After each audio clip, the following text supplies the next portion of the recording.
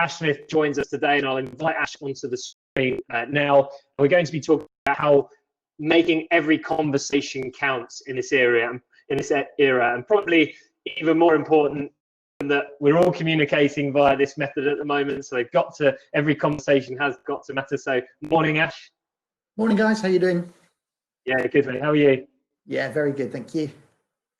Fantastic, great. Well, Ash, before we get into it, because we want to make this conversation as interactive as possible, we'll get some discussion going in the chat. We encourage some Q&As from people about how perhaps people here make conversations count in the best way that they maybe influence or inform people in conversation.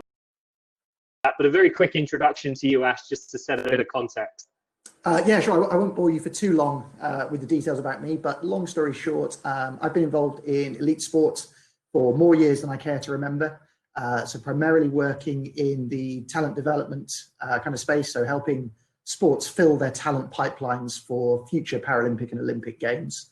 And that's led me now to doing a lot of corporate consulting work, so helping organizations basically understand why sports that are continually successful keep winning, and then applying those lessons to their own businesses. So ultimately that's where it sits. And from there, there's all sorts of spin-offs around leadership, communications training, the stuff we're talking today, which is all about kind of influencing and behavioral psychology and some stuff like that. So it's a broad brush, but it's really good fun and very interesting to work in.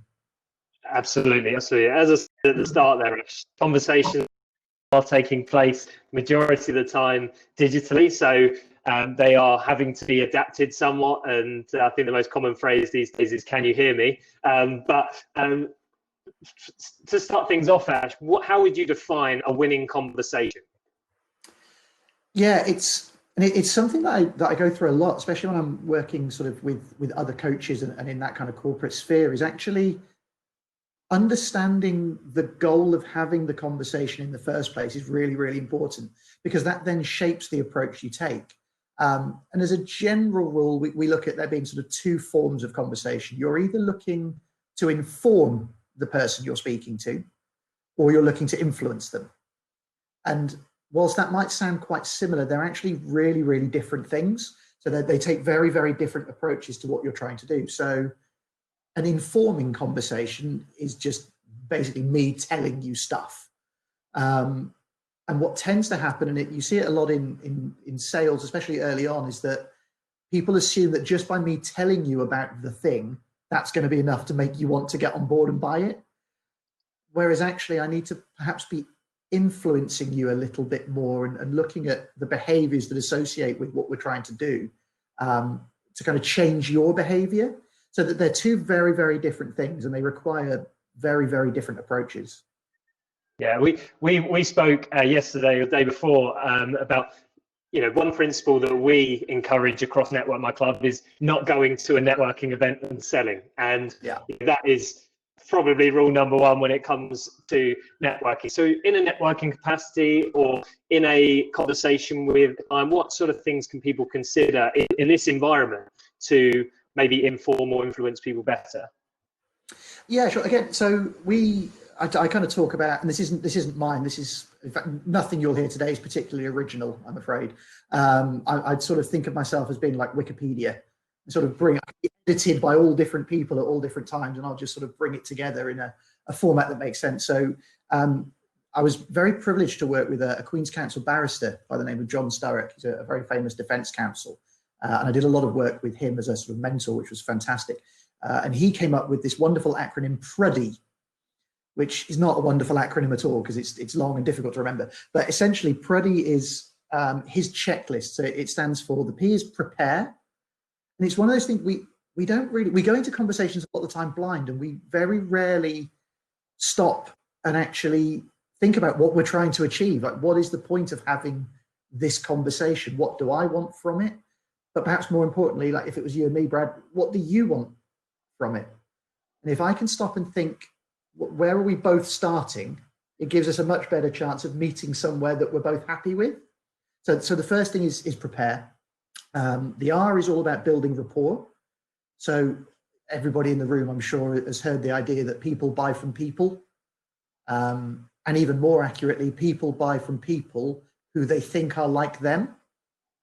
And we'll talk about this a little bit. Hopefully we'll get onto the psychology of influence later on, and we can talk a little bit more about that. But ultimately, if it means I'm trying to position myself as someone that you would like to buy from, or as someone you would like to sell to, because it works both ways.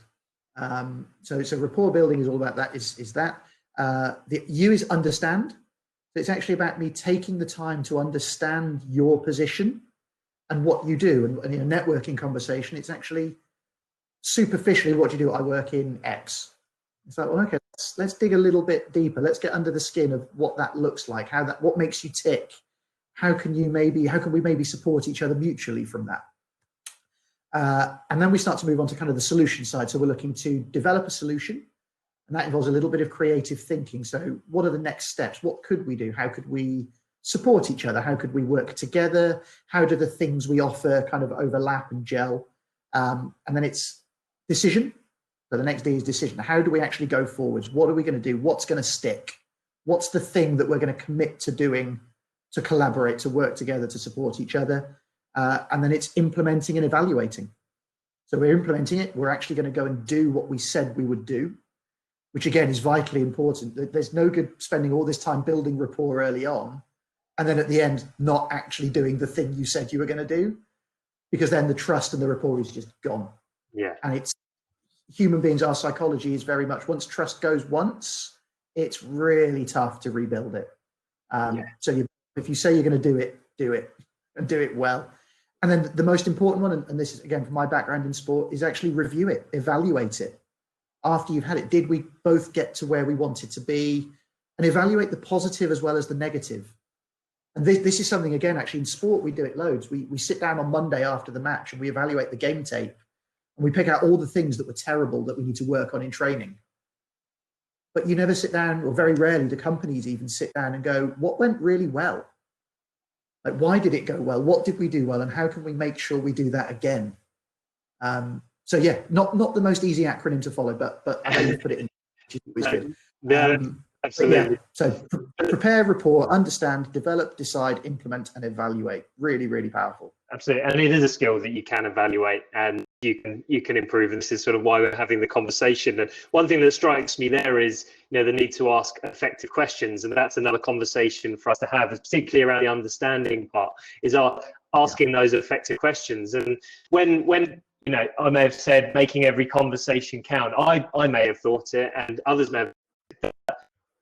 It's all about what do you say in these conversations, but there's the other side of it, and probably one of the most important things when you're networking is listening. So you talk about cleaning the filter and listening. Yeah. So just emphasize what you mean about that and the power of actually listening to help make that conversation more effective. Yeah, for sure. So yeah, cleaning the filter is a bit of a favorite phrase of mine, and it comes from experiences I had in my coaching career when I was working with athletes sort of hands-on directly, so to speak, where as a coach, your thing is, I want to help people. That's why coaches go into the coaching field. We want to help people improve, change behavior, etc. So we naturally kind of listen, but with an answer already in our heads, because we're waiting to go, yes, here's the solution to that problem for you. And it's actually really dangerous because it relies on the assumption that we are right. And a lot of the time I'm not. Obviously today I am right. Like everything I'm saying today is right. But a lot of the time we're not. We just assume we are because our kind of opinions are shaped by our experiences through life. So everything we've done up to this point has shaped a particular viewpoint or opinion. And so for us, it's right, but it might not be right for you because your experience and your viewpoint is different. So we really have to remain open-minded to someone's opinion being different to yours. We also jump to conclusions really quickly. And I think we'll talk about some cognitive biases in a minute, which cause that. But so we jump to conclusions straight away. So we assume that things are the way they are, which is often not the case. And the one that staggered me, there was some really interesting research that came out from a group of academics in, I think it was Switzerland, that 90% of errors of thinking are actually errors of perception. So it's not that our thinking is flawed, it's the environment in which we are doing that thinking, which changes the way we actually operate. So as soon as you start to look at it like that, the you of that prodigy, the understanding becomes so important. Because if I don't quite get what you're saying, or I misunderstand a point that you make, it totally throws me off on a tangent, and it can take our conversation in an entirely different place to the one that would actually be really, really useful. So having that time, what's my namesake said, lack of diversity. Yes, good thinking, Ash. I like that. And you're absolutely right. And it's one of these things, and we're seeing it a lot at the moment with this big movement around inclusivity and diversity, especially at kind of senior levels. And I think in some ways, and I don't want to get too political and get ourselves in trouble here, but one of the things around that is actually, it's not just diversity of background, it's diversity of thought.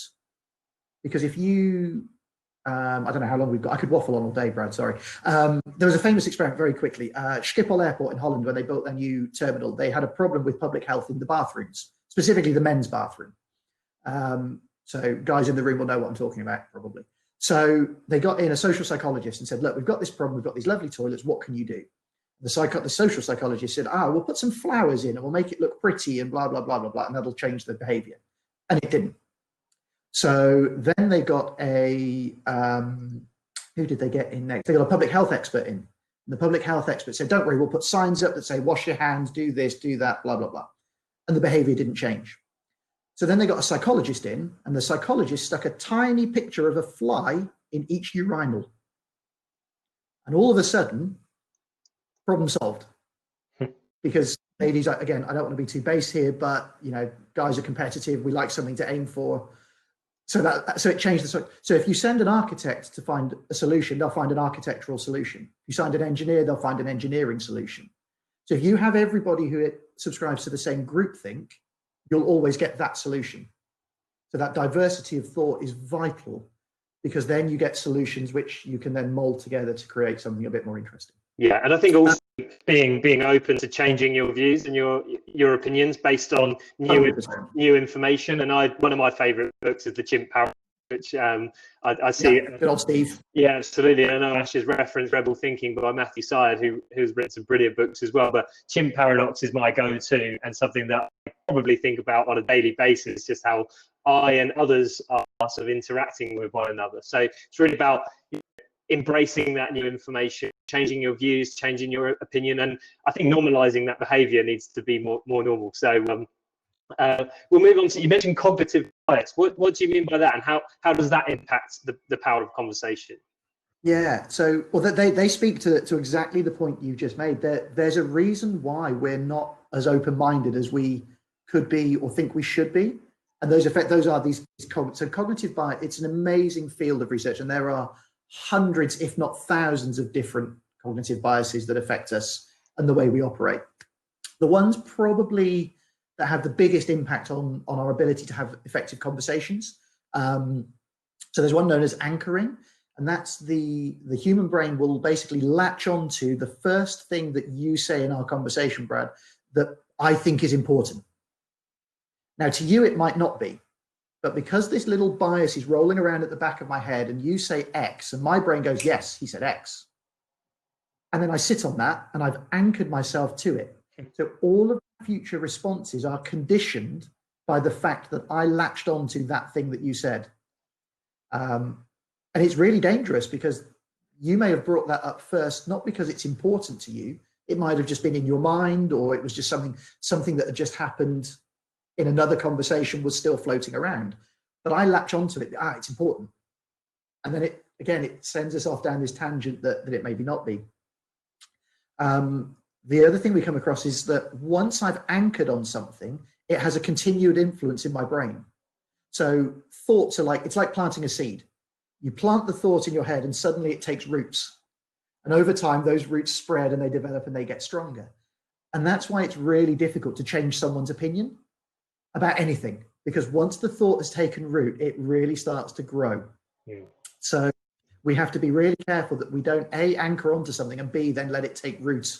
Yeah, I see that a lot networking and in conversations where maybe in a small group, and I'm thinking back when back when we were in person, but you see someone having a conversation within your group and someone latches onto something and then they sort of won't let that go because they've heard what they want to hear, and it's all about that one-dimensional conversation.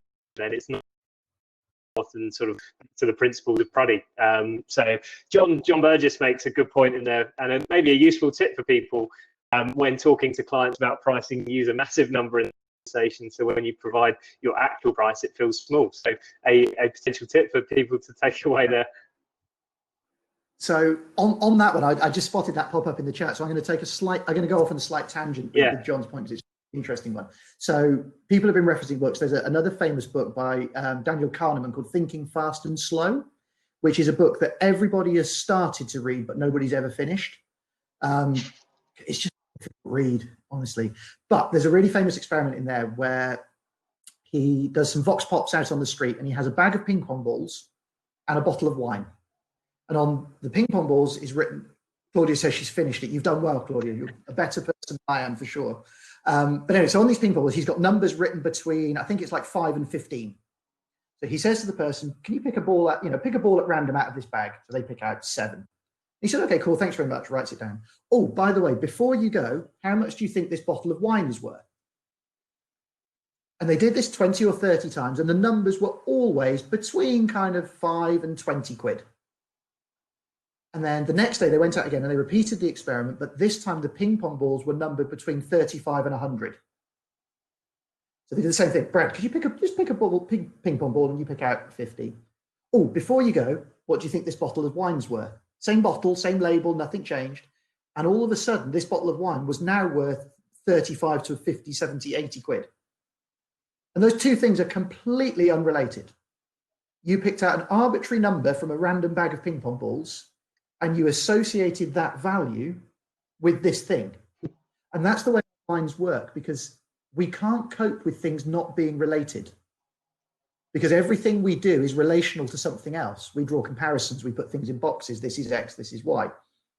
So even these two completely unrelated objects influence each other massively, because the brain says that can't be unrelated to this. That number must relate to this bottle of wine, because otherwise they wouldn't be asking me. So yeah, to go back to John's point, it's something you can, please only use these superpowers for good, not evil. Right? That's basically what. That's ultimately, yeah, there's a technique that you can do around that. And there's a lot of pricing psychology around value, perceived value versus actual value and stuff like that. But yeah, always bear that in mind. We digress back to cognitive biases very quickly. One to really be aware of is the curse of knowledge. So Bradley knows everything there is to know about online networking. No, I don't. So he's trying to explain to me the concept of online networking, which I know nothing about. There's a danger that because he has all the knowledge, he gives me all the knowledge as like one big download using technical terms that I don't get. And to you in your world, that makes perfect sense. Whether you're HR, design, legal, recruitment, whatever, all of those things are perfectly sensible to you because you live in that environment. The person you're speaking to doesn't. So you just need to be a little bit aware of try not to curse them with the amount of knowledge you have. And then probably, I'm aware of time, last one to really bear in mind of is something called confirmation bias. And this links back to the idea that we always assume we are right. And what it means is we then search for evidence to prove that we are correct. And in athletes, this is especially dangerous because as soon as an athlete starts to have a negative thought around, let's say it's a golfer, oh, my driving's always poor, I always hook to the left. And then you see evidence of that. You look for more evidence to make that more true. And it's really dangerous in a conversation where you have a conversation with someone, you get to the price discussion, they say, I can't afford that. And you go, yeah, I knew our stuff was too expensive. And then you go back and you start talking yourself into making it cheaper, which decreases the perceived value. So again, it's really, really tricky to be aware of, but once you're aware of them, you can spot them coming. Yeah. The good news is having these sales conversations, especially, is that other people have them too. So again, like I said, please use your superpowers for good and not evil. Absolutely. Great. Confirmation bias is something I see so much, but I didn't know that's how you would explain it, what you would call it. So Ash, we've run out of time. Really appreciate you coming on. And Richard Hodson is a very smart man. He said he would have asked to taste the wine first before saying how much it was. So that's an experience. Very sensible. An experienced campaigner for us. But thanks very much, Ash. Really appreciate you taking the time to us. Ash, if you want to have a further conversation with him, but we'll get him very shortly. But for now, Ash Smith, ladies and gents, thanks very much, Ash. My pleasure.